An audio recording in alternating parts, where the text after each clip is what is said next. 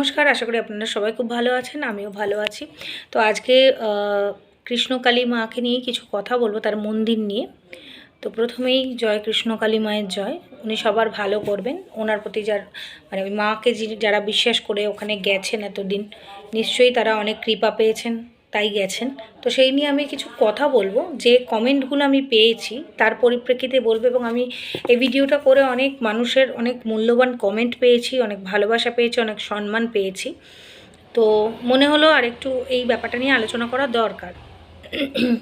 কিছু অশিক্ষিত মূর্খরা এইটা নিয়ে ভিডিও করছে একটা ভালো টপিক পেয়ে গিয়ে, ভালো ভিউজ কামানোর জন্য। কিন্তু এই সেন্সিটিভ ব্যাপারটা নিয়ে ভিউজ কামানোর থেকেও মনে হয় সত্যি কথাগুলো মানুষদের জানানো দরকার। আমি ওখানে নিজে কখনো যাইনি, বর্ধমানের কৃষ্ণকালীর মন্দিরে কখনো যাইনি। আমি ওখানকার অ্যাম্বিয়েন্সও জানি না, কী হয় সেটাও জানি না। আমি যতটুকু জেনেছি ভিডিও মারফত, কিছুটা নেট সার্চ করে স্টাডি করেছি। এবং যারা চাক্ষুষ দেখেছেন তারা কমেন্ট করেছেন।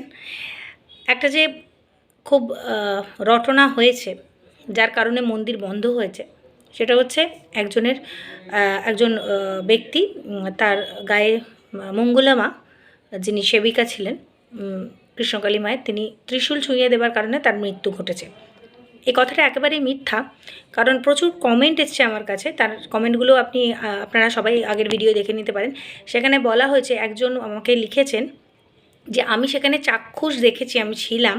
উনি লিখছেন যে এরম কোনো ব্যাপারই নয়, পুরোপুরি জিনিসটা চক্রান্ত। কারণ যে ব্যক্তিটিকে আনা হয়েছিল সে কোমায় ছিল এবং প্রায় আধমরাই ছিল। তাকে ত্রিশূল ছোঁয়ানোর পরে তিনি মারা যান। এবং অনেকে বলছে যে তিনি অনেকটা আগেই মারা গিয়েছিলেন, এটা সাসপেক্ট করা হচ্ছে। আর একজন লিখেছেন যে মৃত ব্যক্তিকেই আনা হয়েছিল চক্রান্ত করে। তো মৃত ব্যক্তিকে নিশ্চয়ই কোনো ত্রিশূল ছোঁয়ালে সে বাঁচবে না। এরকম নানা রকম বক্তব্য যারা চাক্ষুষ দেখেছেন তারা আমাকে লিখেছেন। মানে এটুকু বোঝা যাচ্ছে সারবত্তা যে ব্যক্তিটিকে নিয়ে যাওয়া হয়েছিল তার অবস্থা খুবই খারাপ ছিল এবং মৃতই বলা যায়। একজন মৃতপ্রায় ব্যক্তিকে কোনো স্বাভাবিক মানুষ হলে, যার অবস্থা মানে মৃত্যুর কাছে, তাকে কি করবে? এমার্জেন্সি হসপিটালে নিয়ে যাবে, তাই তো? কেন বর্ধমানের কৃষ্ণকালী মায়ের মন্দিরে নিয়ে যাওয়া হলো? মানুষ যখন প্রচুর পরিমাণে অসুস্থ হয়ে যায় বা খুব বিপদে পড়ে, বা মানুষের হয়তো হঠাৎ এমার্জেন্সি কিছু হয়েছে যেখানে হসপিটালে নিয়ে যেতে হবে, মানুষ ঠাকুরকে ডাকতে ডাকতেই হসপিটালে নিয়ে যায়, ঈশ্বরকে ডাকতে ডাকতে নিয়ে যায়। কিন্তু কেউ কি মন্দিরে গিয়ে নিয়ে যায় তাকে সারানোর জন্য?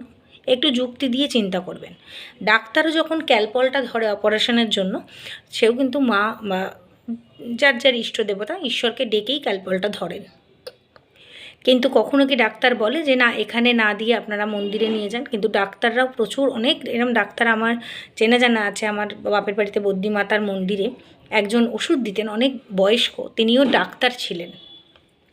তো প্রচুর ভক্ত ডাক্তারকেও আমরা দেখি।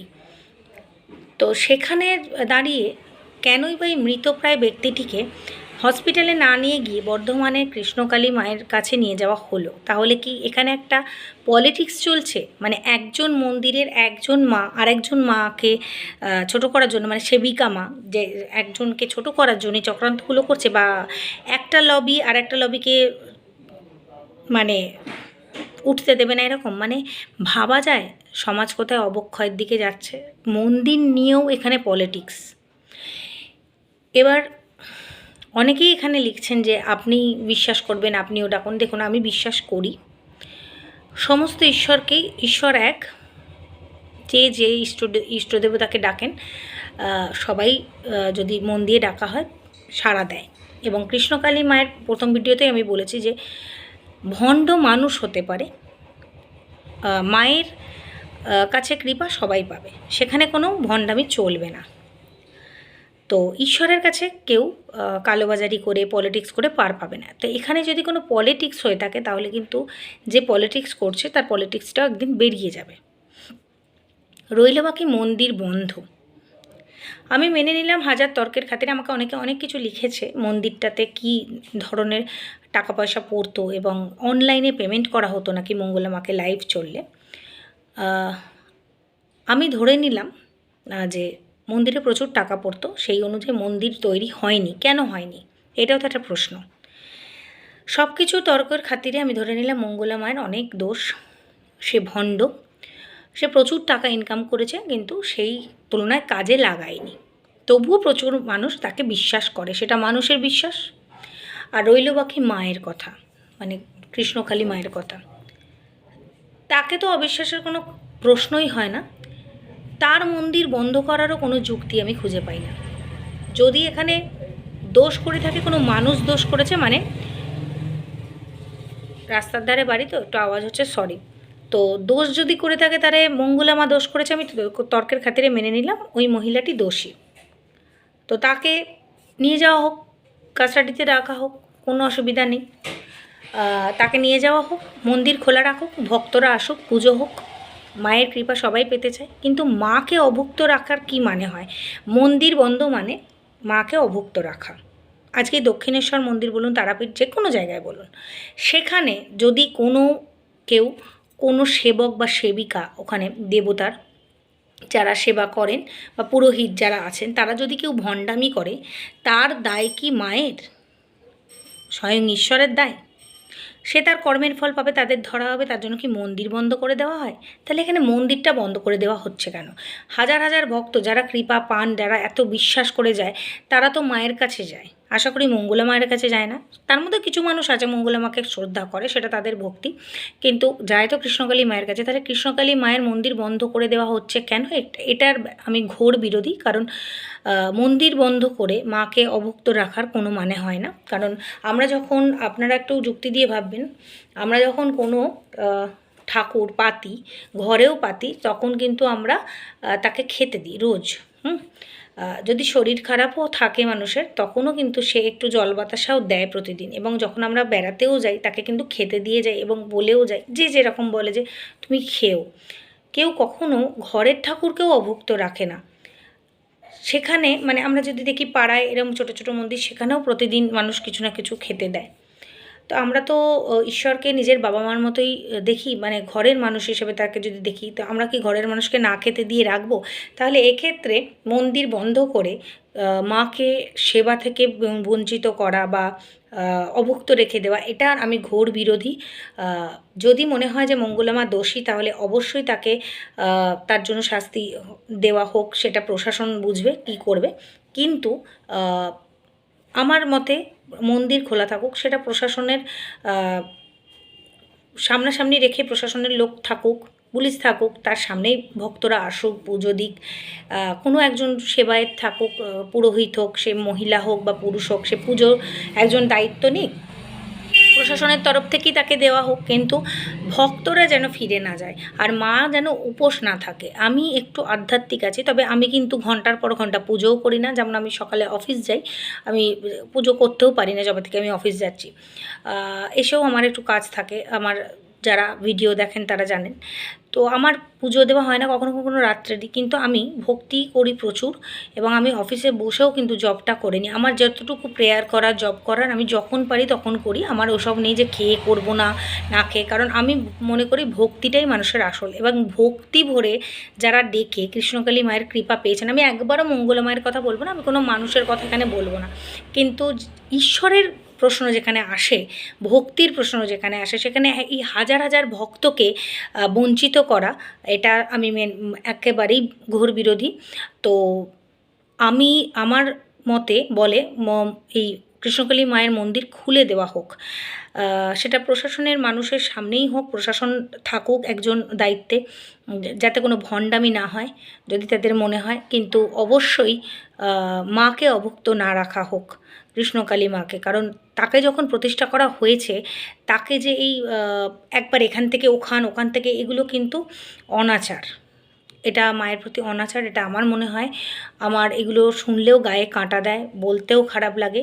কিন্তু মানুষের বিশ্বাস নিয়ে এরকম ইমোশান নিয়ে মানে খেলার কোনো মানে হয় না। তারা তো ভক্তি ভরে মাকে ডেকে পেয়েছে বলেই সেখানে যাচ্ছে, তাই না? সেই মন্দিরটা বন্ধ কেন হবে? মন্দির খোলা থাকুক, যদি কোনো মানুষ ভুল করে তাকে শাস্তি দেওয়া হোক, কিন্তু মন্দির খোলা থাকুক, মায়ের পুজো হোক। প্রচুর মন্দির আছে, প্রচুর মন্দিরে সবাই কি সৎ? অনেক অসৎ মানুষ আছে। তো তাদের নিয়ে কি হচ্ছে? তাহলে এখানে যেটা হচ্ছে সেখানে মন্দির বন্ধ মানে এখানে একটা পলিটিক্স কাজ করছে। এই পলিটিক্সগুলো বন্ধ হোক। আজকে বড় মার ওখানে নৈহাটির যে বড় মা, তো সেখানে যারা যাচ্ছে, কয়েক বছর আগে 10 বছর আগে এত মানুষ জানতো না, আজকে সোশ্যাল মিডিয়ার মাধ্যমে প্রচুর মানুষ জেনেছে। মাই সব নিজের প্রচার করে দিয়েছে। তো মায়ের ওখানে যারা ওনার পুত্রবধূ, তিনিই বলেছিলেন যে আমরা প্রচার করব না, মা নিজেই করবে। তো ওখানে কিন্তু কোনো ব্যবসা হয় না। ব্যবসা হয় না বলে দেখবেন ওখানে একটা আলাদাই পরিবেশ। মা কিন্তু ওখানে আছেন সেটা সবাই বোঝেন, সবাই বোঝে, কার ওখানে সমস্ত কিছু দান করে দেওয়া হয়। আর মায়ের মন্দিরও হয়েছে কিন্তু পুরো এই দানের টাকাতেই। কিন্তু এক্ষেত্রে মায়ের মন্দির হয়নি। যদি মনে হয় যে ভণ্ডামি করেছে, তাহলে করেছে একজন মানুষ, তার জন্য তো মাকে অভুক্ত রেখে মন্দির বন্ধ রেখে পুজো না করে এটা কোনো যুক্তি নয়। তো এটুকুই আমার বলার। আরেকজন কমেন্ট করেছেন যে দুজন করেছেন দেখলাম যে শ্রী শ্রী রামকৃষ্ণদেবের কথা বললেন না। দেখুন 33 কোটি দেবতা, সাধক সাধিকা যে কত তার ঠিক নেই। সবাই মানে অনেক অনেক উচ্চ মার্গের। তো সবার নাম হয়তো আমি করতে পারিনি ওইটুকু ভিডিওয়, তার জন্য আমি ক্ষমা প্রার্থী। আর ঈশ্বর সবই সমান। যে কৃষ্ণকে ডাকেন, যে কালীকে ডাকেন, যে কালী সেই কৃষ্ণ, তাই হয়তো এই মায়ের নাম কৃষ্ণকালী। যাই হোক, আমি ভিডিওতে দেখেছিলাম কিছু কথা। তো এই হচ্ছে ব্যাপার। যদি ভিডিওটা ভালো লাগে তাহলে অবশ্যই পাশে থাকবেন। চেষ্টা করব এরকম যুক্তিগতভাবে কিছু ভিডিও আনার। আর যারা, আমি একটা অনুরোধ করব, যারা এই মঙ্গলা মাকে নিয়ে বিশালভাবে ভিডিও করছেন যে সে খারাপ, তারা করুক, কিন্তু কৃষ্ণকালী মায়ের মন্দিরটা যাতে খোলা হয় সেটার জন্য করুন। নিজেরা ভিউজ কামানোর জন্য কতগুলো অশিক্ষিত গাঁওয়ার এসে মঙ্গলা মায়ের ভণ্ডামি তোলার জন্য, ভণ্ডামিটা দেখানোর জন্য, এক্সপোজ করার জন্য কৃষ্ণকালী মায়ের ওপরে মানে ইনজাস্টিস হয়ে যাচ্ছে, এরকম যেন না হয়। যদিও ইনজাস্টিস করার ক্ষমতায় পৃথিবীতে কারণ নেই তাকে, কারণ তার প্রতি ইনজাস্টিস করলে তিনি ঠিক দেখিয়ে দেবেন সময়ে ফল। তাই বেশি পাকামি না করাই ভালো। মায়ের মন্দির খোলা হোক, এটা আমার ইচ্ছা মানসিকভাবে। মানে মানুষের তো একটা ইচ্ছা থাকে। বিশেষ করে আমি ঠাকুর একটু মানি, ঈশ্বর মানি, আমি খুব আস্তিক। সেক্ষেত্রে আমি বলবো মাকে অভুক্ত না রেখে মন্দির খোলা হোক, আর এই পলিটিক্সটা বন্ধ হোক। এখানে একটা বিরাট চক্রান্ত আছে, নাহলে মৃত মানুষকে কেউ মন্দিরে নিয়ে যায় না। একদল বলছে না উনি মৃত ছিলেন না, একদল বলছেন মৃত ছিলেন। অসুস্থ মানুষকেই বা নিয়ে গেছে কেন ওখানে? এই রকম অসুস্থ যার শ্বাস প্রশ্বাস পড়ছে না, মানে প্রায় অর্ধমৃত, কেউ নিয়ে যায় নিয়ে, নাকি হসপিটালে নিয়ে যায়? শুধু এইটুকুর উত্তর দিন তো। তো সবাই খুব ভালো থাকবেন মায়ের কৃপায়। আশা করি সবই ভালো হবে। দেখা হচ্ছে নেক্সট ভিডিওয়ে।